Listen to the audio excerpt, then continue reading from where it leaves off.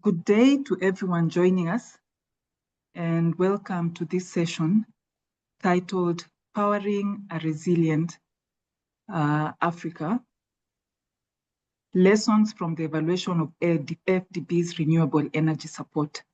This event is part of the Evidence for Climate Action Pavilion at COP30, organized by Independent Development Evaluation at the African Development Bank. So before we begin, I'd just like to let you know that English and French interpretation is available. You can click on the globe icon on your Zoom toolbar to access interpretation. And then you can also use the chat function to share comments and questions to our speakers. And after they've made their presentations, they'll be able to get to those questions and respond to as many of them as they can. Let me introduce the speakers for today.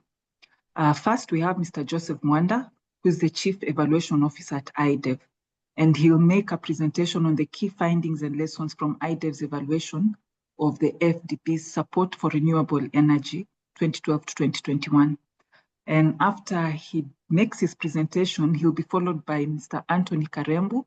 Anthony is a Principal Energy Specialist at the African Development Bank, and he is going to reflect on the findings and how they inform operational practice and the bank's efforts to scale up renewable energy.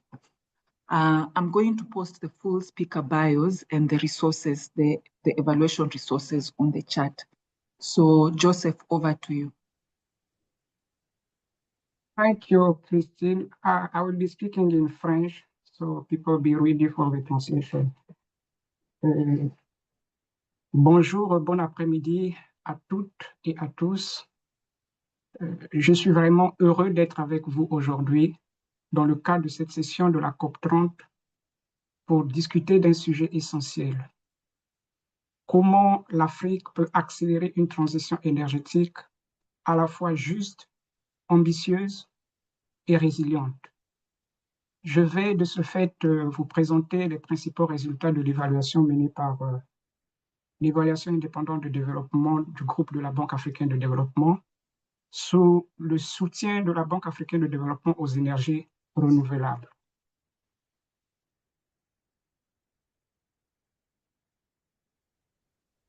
Cette évaluation couvre les interventions de la Banque africaine de développement dans les énergies renouvelables entre 2012 et 2021.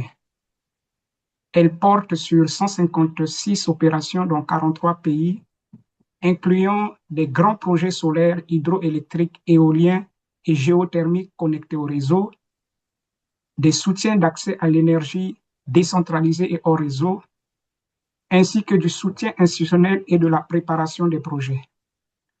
Nous avons utilisé des méthodes mixtes, revues documentaires, analyse détaillée du portefeuille, 35 évaluations de projets et 10 études de cas. Et il faut noter que cette évaluation a directement alimenté la mise en œuvre du nouveau pacte pour l'énergie en Afrique.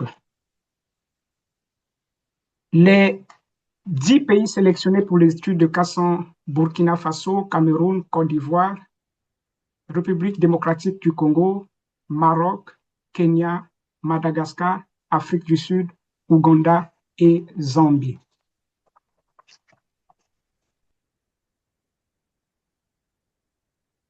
De point de vue contextuel, l'Afrique fait face à un immense défi. En effet, plus de 60 millions de personnes n'ont toujours pas accès à l'électricité. En même temps, quand l'électricité est disponible, la consommation reste très faible. Cette consommation est bien en deçà des besoins nécessaires pour soutenir l'industrialisation et améliorer les conditions de vie de la population. Le paradoxe, c'est que le continent dépend encore largement des énergies fossiles, malgré son potentiel énorme en ressources renouvelables. De ce fait, les énergies renouvelables ne sont donc pas seulement un choix environnemental, c'est la base d'un développement inclusif, durable et résilient au climat. En termes de constatation, qu'est-ce que l'évaluation a révélé? Premièrement, la banque a une forte ambition stratégique pour les énergies renouvelables.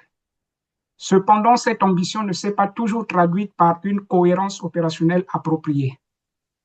En effet, la Banque africaine de développement a clairement affiché une forte ambition en matière d'énergie renouvelable, notamment en termes de politique et de stratégie. Mais cette ambition n'a pas toujours été accompagnée des plans d'action concrets ou de feuilles de route opérationnelles. Cela a limité la capacité à accélérer le déploiement des énergies renouvelables. Il faut aussi noter que les investisseurs privés, eux, ont besoin de règles claires et de la prévisibilité, notamment dans les processus de passation de marché. L'exemple du programme sud-africain de passation de marché pour les producteurs indépendants d'énergie renouvelable montre qu'un système de passation transparent peut réellement attirer les investissements privés. En résumé, une vision stratégique, oui, mais elle doit être accompagnée de mécanismes opérationnels solides.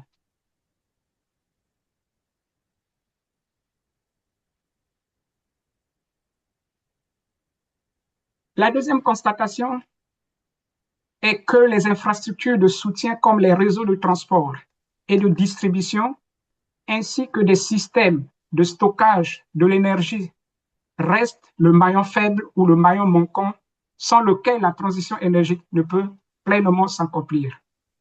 En effet, construire une centrale électronique, c'est une chose.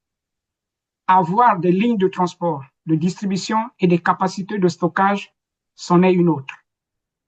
Sans ces infrastructures, même les meilleurs projets ne produisent pas leur plein impact.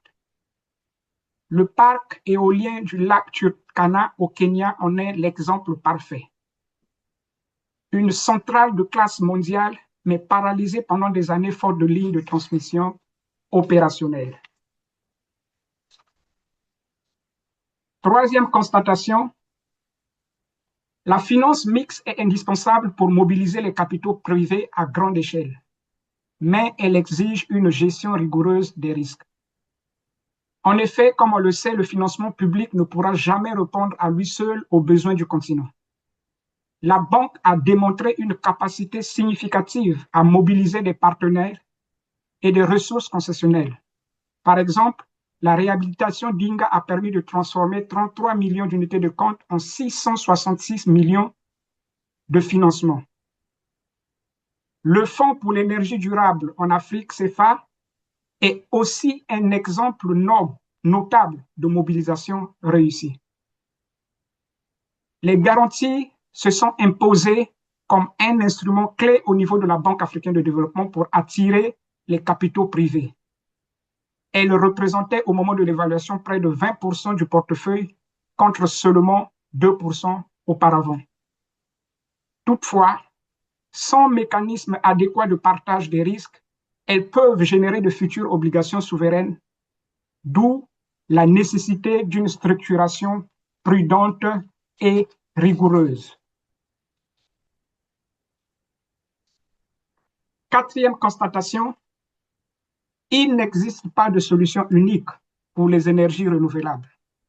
Chaque pays trace sa propre trajectoire selon ses ressources, ses priorités et ses capacités. En effet, certains pays sont prêts pour des projets de grande échelle portés par des producteurs indépendants, pendant que d'autres ont plutôt besoin de mini-réseaux, des solutions hors réseau ou de réformes sectorielles. La Banque africaine de développement a par ailleurs fourni avec succès un soutien plus important à la préparation des projets dans les États en transition. Une transition juste ne se décrète pas. Elle se construit avec réalisme et on a noté que dans plusieurs pays, le gaz continue de jouer un rôle transitoire pour garantir la sécurité énergétique tout en avançant vers davantage de renouvelables. Il est donc important d'accompagner des trajectoires qui concilient ambition climatique, sécurité énergétique et priorité de développement. Constatation numéro 5. Remédier aux faiblesses financières et institutionnelles du secteur de l'énergie constitue un préalable essentiel à un déploiement durable et à grande échelle des énergies renouvelables. L'évaluation a mis en exergue une bonne solidité technique, mais une durabilité financière fragile, car beaucoup de compagnies d'électricité sont en difficulté. Des tarifs qui ne reflètent pas les coûts réels de l'électricité, dont 36 parmi les 54 pays africains. Et enfin, des institutions souvent faibles dans les pays membres régionaux. Sans un secteur solide, financièrement et institutionnellement, il est impossible de développer les énergies renouvelables à grande échelle sur le long terme. Enfin, pour conclure, voici les messages clés. Une ambition stratégique forte ne suffit pas. Il faut des plans d'action opérationnels et suivis. Deuxièmement, sans infrastructure de transport, de distribution et de stockage, les projets d'énergie renouvelable restent limités dans leur impact. Troisièmement, la finance mixte est indispensable pour attirer les investissements privés, mais elle doit être soigneusement structurée et accompagnée de mécanismes de gestion des risques. Quatrièmement, il n'y a pas de solution unique. Chaque pays avance selon ses ressources, ses capacités et ses priorités. Cinquièmement, le secteur énergétique doit être financièrement et institutionnellement solide pour soutenir un déploiement durable et massif des énergies renouvelables. Et enfin, il est essentiel que les nouveaux investissements dans les énergies renouvelables soient pensés dès le départ pour s'intégrer correctement aux réseaux nationaux. Cela veut dire gérer l'intermittence et s'assurer que chaque nouvelle capacité ajoutée contribue réellement à un réseau stable, fiable et sécurisé. Merci pour votre attention.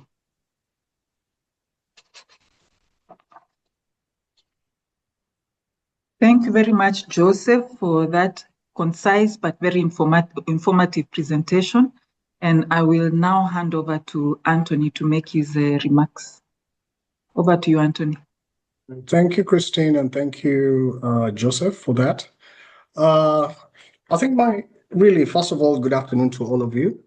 I know when you look at the lessons, I guess it is up to 2023, but also I will be able to present what have we done and what have we incorporated as part of our operational aspect to ensure that, these lessons learned are incorporated in current operations.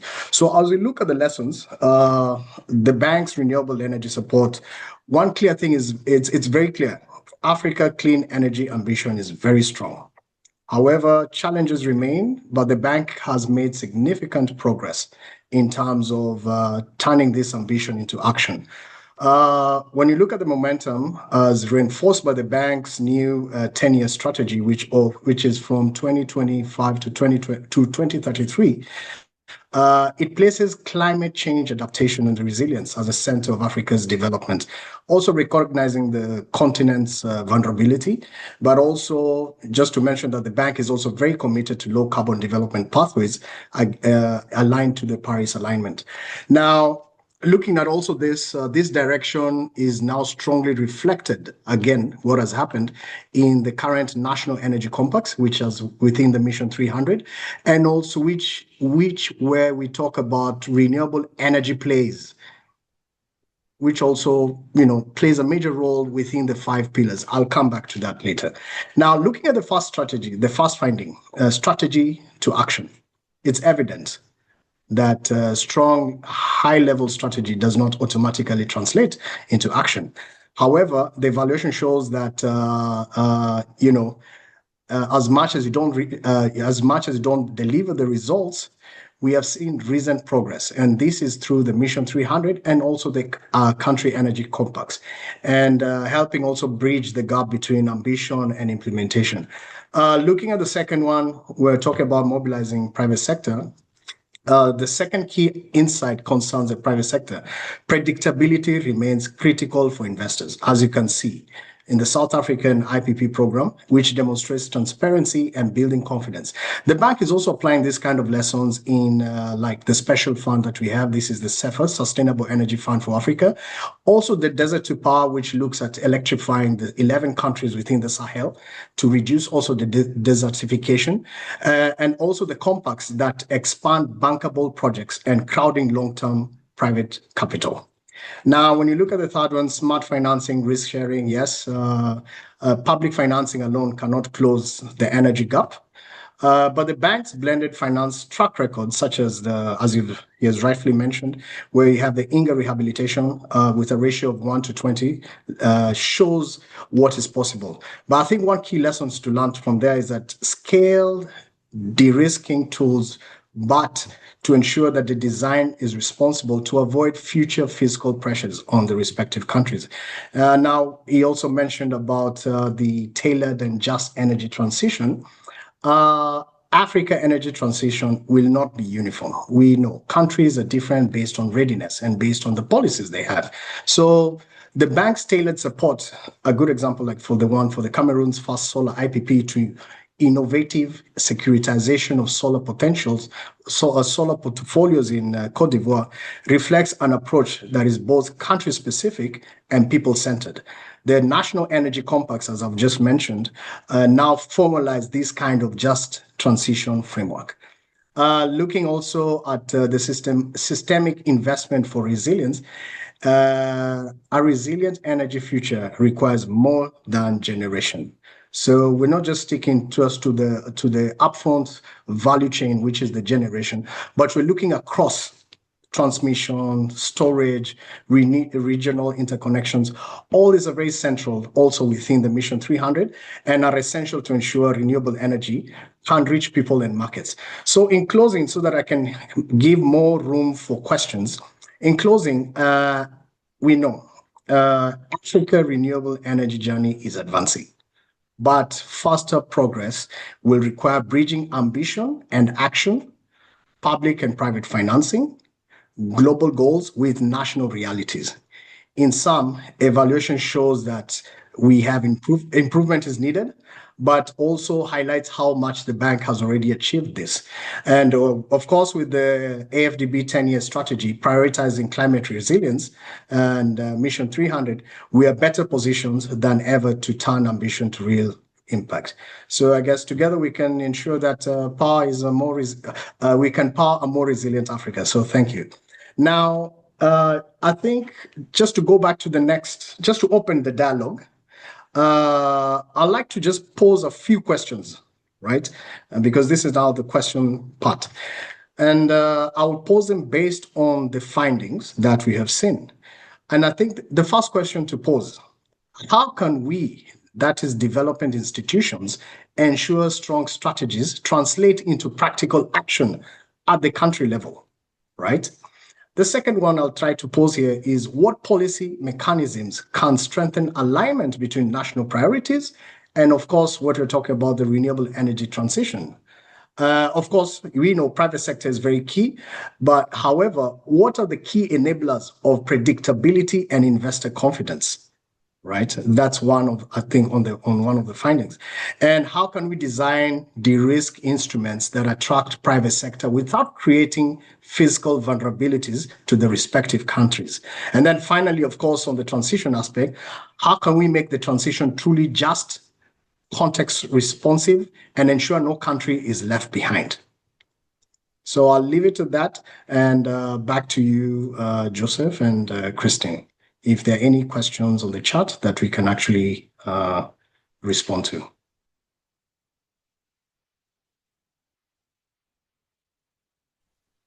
Thank you very much, Anthony. And I like that you also conclude with a few questions for reflection.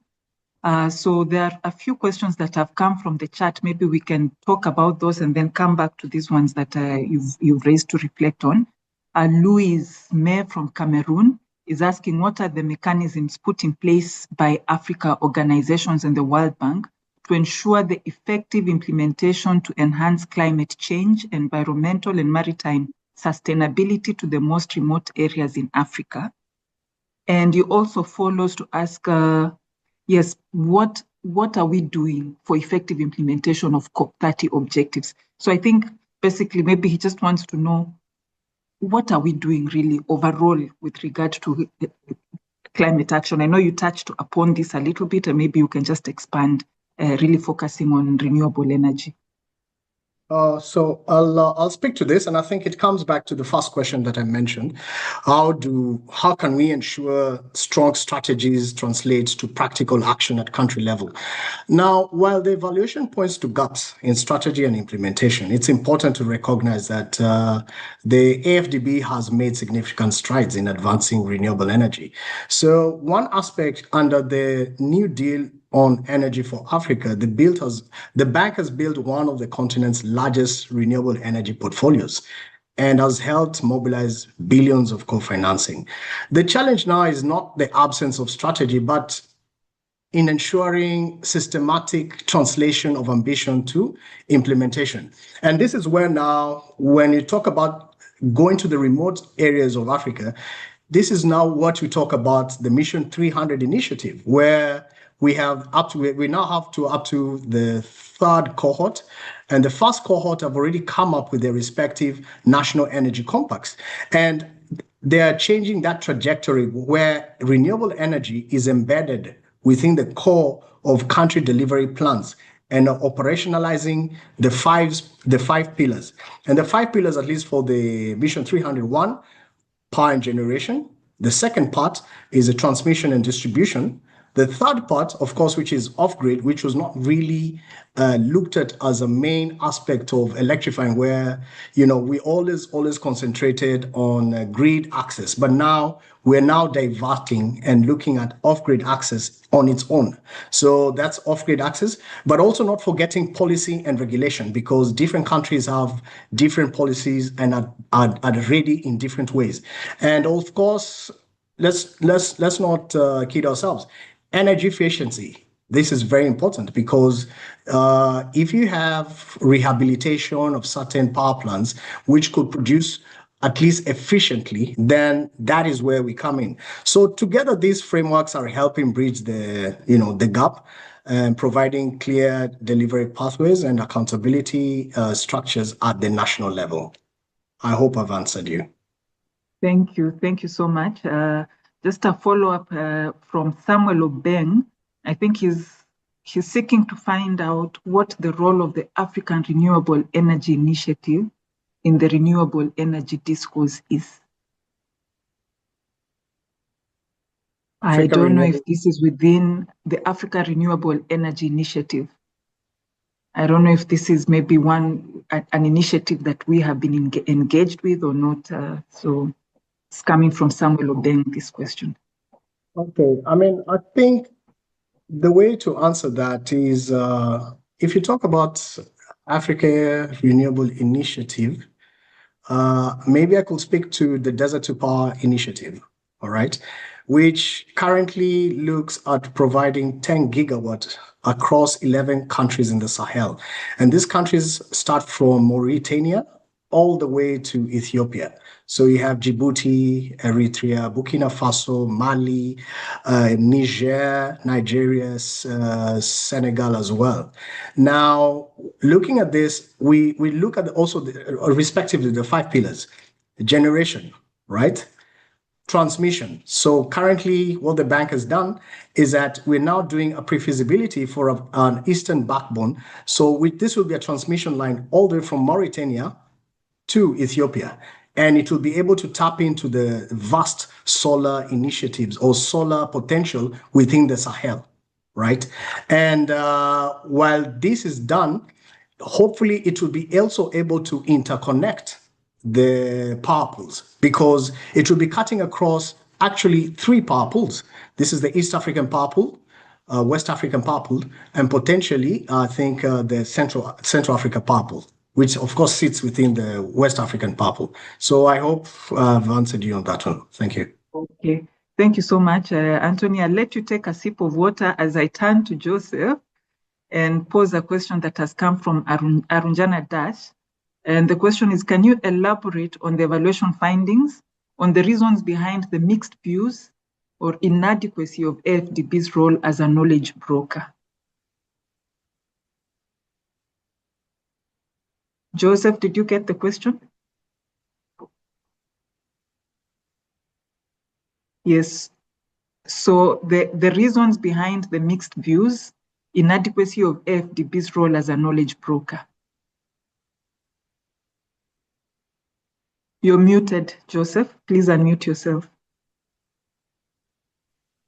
Thank you. Okay. I think one of the reason is we can say the link within the knowledge product and the real need on the ground. Yes, we may have a lot of knowledge project, the generic knowledge project, but the one people is looking on the ground is the one is needed.